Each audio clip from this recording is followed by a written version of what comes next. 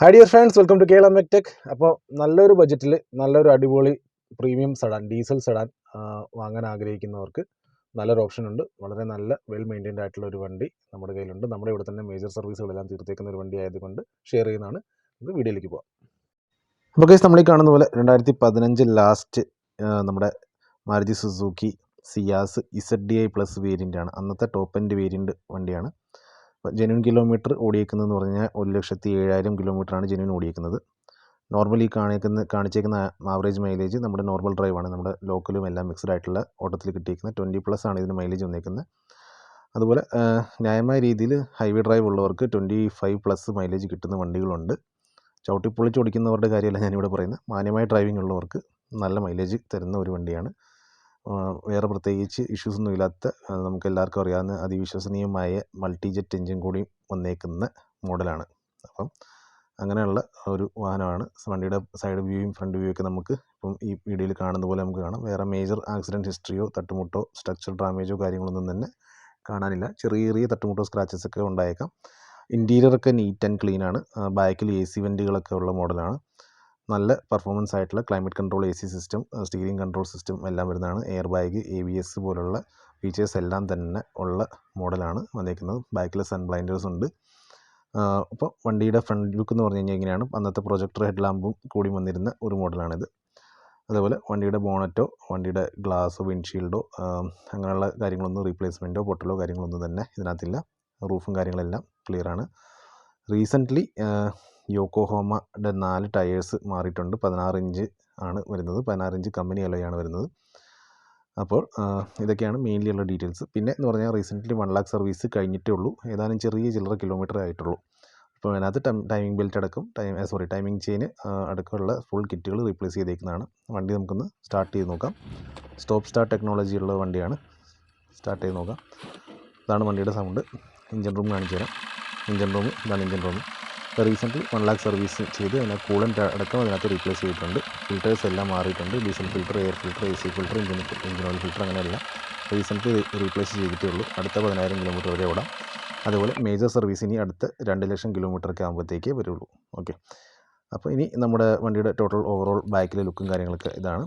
പിന്നെ paint depth gauge ഉപയോഗിച്ചുകൊണ്ട് സകലമാന ടെസ്റ്റ് ചെയ്തേക്കുന്നതാണ്. അപ്പോൾ ഇതിനകത്ത് ഈ ഒരു പോർഷനിൽ നമുക്ക് പെയിൻറ്റ് വേരിയേഷൻ ഇച്ചിരി കണ്ടിട്ടുണ്ട്. അത് ഇവിടെ തന്നെ ട്രാൻസ്പെറൻ്റ് ആയിട്ട് തന്നെ വീഡിയോയിൽ ഷെയർ ചെയ്യുന്നുണ്ട്. ഡീറ്റെയിൽസ് എല്ലാം ഇതിനകത്ത് തന്നേക്കുന്ന അതേപടി തന്നെയാണ്. ഇവിടെ ഒരു റീപെയിൻറ്റ് വന്നിട്ടുണ്ട്. മേജർ ആക്സിഡൻ്റ് അല്ല, മൈന്യൂട്ട് തട്ട് കിട്ടിയിട്ടുണ്ട്. ഇവിടെ നമ്മുടെ ഡിക്കിയുടെ പോർഷനിലും റീപെയിൻ്റ് ഉണ്ട്. എന്നാൽ കണ്ടാൽ അറിയാവുന്ന രീതിയിലുള്ള വേറെ ഡാമേജസോ പ്രശ്നങ്ങളൊന്നും തന്നെ വണ്ടിയിലില്ല. എല്ലാം എനിക്ക് തന്നെ ചെയ്തിട്ടേക്കുന്നതാണ്. പിന്നെ ഇത് വണ്ടിയുടെ സെക്കൻഡ് ഓണറാണ്. ഇപ്പം നിലവിൽ സെക്കൻഡ് ഓണർഷിപ്പിലാണ് വണ്ടിയുള്ളത്. ഇത്രയും വർക്കുകൾ ചെയ്ത് തീർത്തിട്ടത് കൊണ്ട് അത്യാവശ്യം ന്യായമായ ഒരു വില നമുക്ക് പ്രതീക്ഷിക്കാം. ഉൾഭാഗം കാണിച്ചു തരാം. നമുക്ക് സൈഡ് തട്ടിയതാണെന്ന് പറഞ്ഞുകൊണ്ട് ഉൾഭാഗത്തിലേക്ക് വേറെ ഇടിയോ ഇമ്പാക്റ്റോ കാര്യങ്ങളൊന്നും തന്നെ വന്നിട്ടില്ല. ഉൾഭാഗം ചെക്ക് ചെയ്ത് 2 സൈഡും ചെക്ക് ചെയ്ത് തരാം. ബൈക്കിൻ്റെ ഉൾഭാഗം നീറ്റ് ആൻഡ് ക്ലിയർ ആണ്. ഓക്കെ, അപ്പോൾ ഇതാണ് വണ്ടിയുടെ സ്പെയർ ടയർ ഇവിടെ കിടപ്പുണ്ട്. ഇത്രയും ഡീറ്റെയിൽസാണ് മെയിൻലി വണ്ടിയെക്കുറിച്ച് പറയാനുള്ളത്.